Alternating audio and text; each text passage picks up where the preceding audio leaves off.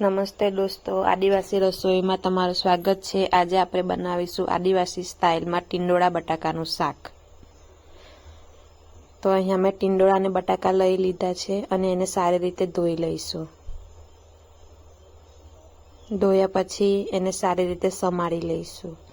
ટીંડોળાનો ઉપરના અને પાછળનો ભાગ કાઢી નાખીને સારી રીતે સમારી લઈશું। બટાકાને પણ છોલી લઈશું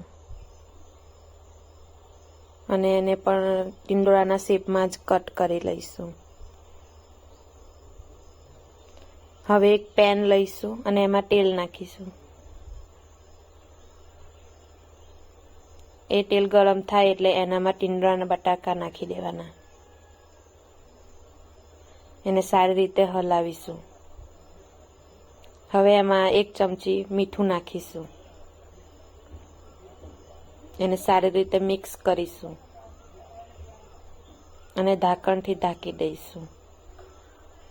ધીમા ગેસ પર એને થવા દેવાનું છે।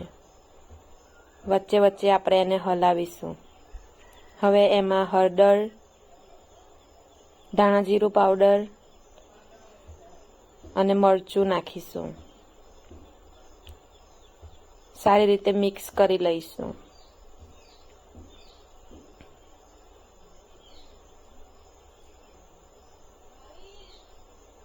ધીમી ફ્લેમ પર એને થોડી વાર થવા દઈશું। તો જો તમે જોઈ શકો છો કે ટીંડોળા બટાકા સારી રીતે શેકાઈ ગયા છે। હવે તૈયાર છે।